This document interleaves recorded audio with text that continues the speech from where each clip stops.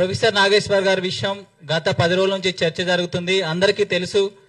నాగేశ్వర గారు హుందాగా నా వ్యాఖ్యలను ఉపసంహరించుకుంటున్నామని చెప్తే మేమంతా కూడా పెద్ద మనిషి, ఖచ్చితంగా ఆయన గౌరవించి మేము కూడా సపోర్ట్ చేయకుండా ఇంట్లో కూర్చున్నాం.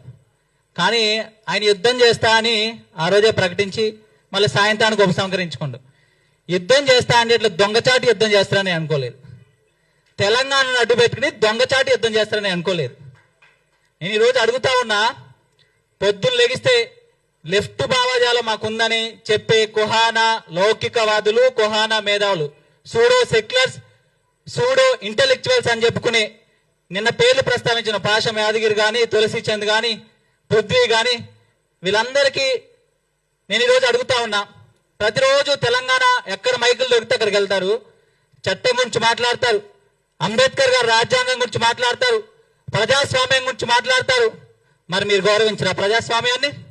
మీరు గౌరవించరా చట్టాలను అడుగుతా ఉన్నా. ప్రొఫెసర్ నాగేశ్వర గారు మైక్ దొరికితే 10 రోజుల నుంచి ఫ్రీడమ్ ఆఫ్ స్పీచ్ అంటాడు. మాకు లేదా ఫ్రీడమ్ ఆఫ్ స్పీచ్? నువ్వేమో మా పార్టీ మీద కుట్రలు చేసి, డబ్బులు తీసుకుని కుట్రలు చేసి నువ్వు మా పార్టీని నాశనం చేయాలని ఏది పడితే అది మాట్లాడితే మాకు బాధ అనిపించదు. నిన్ను ఒక మాట అనిపిస్తే మాత్రం నీకు బాధ అనిపిస్తుంది.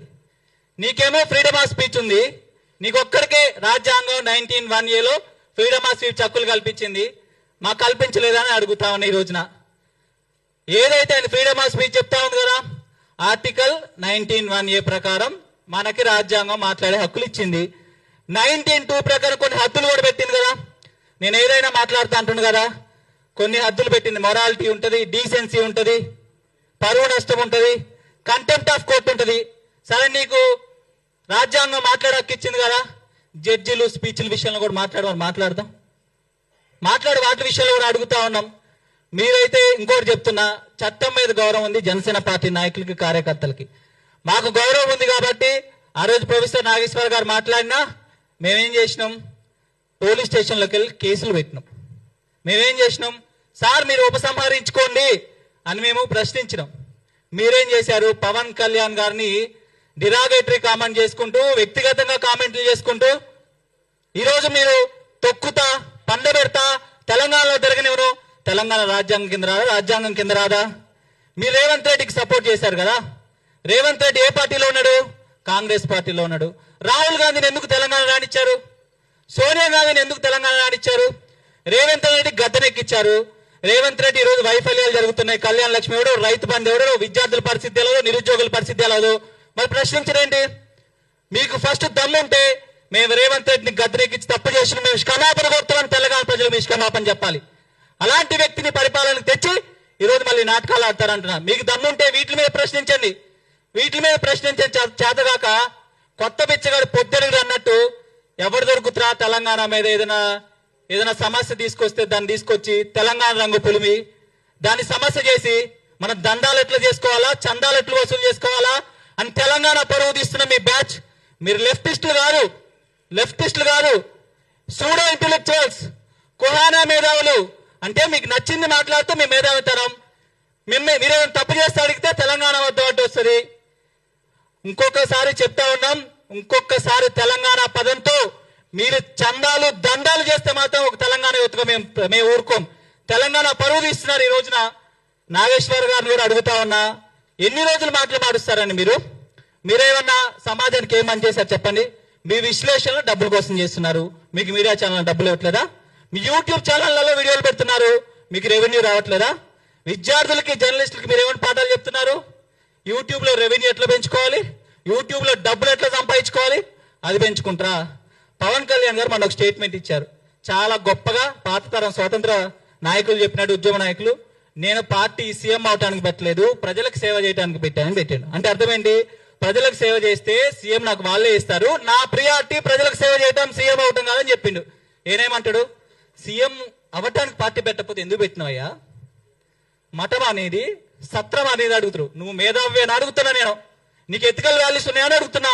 అలాంటి గొప్ప వ్యక్తి చెప్పినప్పుడు చాలా గొప్ప శభాష్ అని చెప్తారా? నువ్వు పార్టీ సీఎం అవటాన్ని పెట్టకపోతే మూసేయమని చెప్తారా? అది నీ మేధావితనం నాగేశ్వర్ అని చెప్తా ఉన్నా. ఇక పృథ్వీ గారు లేకపోతే తులసి చంద్ గారు వీళ్ళ గురించి మాట్లాడాల్సిన అవసరంలా, వాళ్ళే చెప్పుకున్నారు మేము లెఫ్టిస్టులు. లెఫ్టిజం కానీ వాళ్ళు కొంచెం డిఫైన్ చేయాలి. కొంచెం నాకు తెలీదు వాళ్ళు ఏ విధంగా లెఫ్టిస్టులు అయ్యారో. సరే అది వేరే సబ్జెక్టు. నేను వాళ్ళని అడుగుతా ఉన్నా, అంటే పవన్ కళ్యాణ్ గారు హిందూ ధర్మం మీద, సనాతన ధర్మం మీద, జాతీయవాదం మీద మాట్లాడుతున్నారనే ఒక కక్షతోనే వీళ్ళంతా నేను పవన్ కళ్యాణ్ మీద ప్రెస్ మీట్ పెట్టారు తప్ప, లేకపోతే రౌండ్ టేబుల్ సమావేశం పెట్టారు తప్ప ఇంకొకటి ఏదీ లేదు. ఒకరు గుర్తుంచుకోండి, ఇన్ని రోజులు మీ ఆటలు నడుచుంటుంది తెలంగాణలో, కానీ మా దగ్గర మీ ఆటలు నడవు. మేము తెలంగాణ బిడ్డలే. నేను అదే ఉస్మానియా యూనివర్సిటీలో చదువుకున్నా. అదే యూనివర్సిటీలో ఎవరైతే professor mass communication journalism professor అదే మాస్ కమ్యూనికేషన్ జర్నలిజంలో నేను స్టూడెంట్ గా చదువుకున్నా. మీరు చెప్పిందాలు అనడానికి ఇంకోటి ఏంటంటే, తెలంగాణ ప్రజలను మీ పేటెంట్ రైట్స్ ఇచ్చారా? మీరు తెలంగాణ గురించి ఏదైనా మాట్లాడొచ్చని మీకెవరు రైట్స్ ఇచ్చింది తెలంగాణ గురించి మాట్లాడటానికి? మీరే తెలంగాణ గురించి మాట్లాడటం, నేను తెలంగాణ మాట్లాడటానికి. మీకు దమ్ముంటే చర్చకు రండి. మీ మేధావితనం చందాలకు దందాలు ఉపయోగించుకోండి. కానీ మా నాయకుడు పవన్ కళ్యాణ్ గారి మీద, ప్రజల కోసం సేవ చేయడానికి వచ్చిన పవన్ కళ్యాణ్ గారి మీద మాలాంటి నాకు ఎమ్మెల్యే సీట్ ఇచ్చింది పవన్ కళ్యాణ్ గారు, ఒక తెలంగాణ ఏదైతే విద్యార్థి నాయకుడు నాకు. మా అన్న సంపదకు సీట్ ఇచ్చింది, ఎమ్మెల్యే సీటు. ఇప్పి సీట్లు నువ్వు సపోర్ట్ చేస్తున్న ఇప్పి, విద్యార్థి నాయకులకి ఇప్పి, బీసీలకు ఇప్పి, ఎస్సీ ఎస్టీలకి రాజకీయ పదవులు ఇప్పి. ఒక మూడో ప్రత్యామ్నాయం తెలుగు రాష్ట్రాలు తెచ్చింది ఒక పవన్ కళ్యాణ్ గారి. బీసీ ఎస్టీ మైనార్టీల కోసం కొట్లాడి రాజ్యాధికారంగా తీసుకెళ్తున్న ఒక పవన్ కళ్యాణ్ గారు తెలుగు రాష్ట్రాలు. అలాంటి వ్యక్తి మీద కుట్రలు చేస్తే తెలుగు రాష్ట్రాల్లో ఎవరిని ఉపేక్షించలేదు. ఎవరైనా మాకు ఒకటే సమానం. ఈ సందర్భంగా తెలియజేస్తూ ఇంకొకసారి అలా కుట్రలు చేస్తే జనసేన పార్టీ, తెలంగాణ జనసేన పార్టీ సాధించదని తెలియజేసుకుంటూ మరొకసారి మీడియా మిత్రులకు ధన్యవాదాలు తెలియజేస్తున్నారు.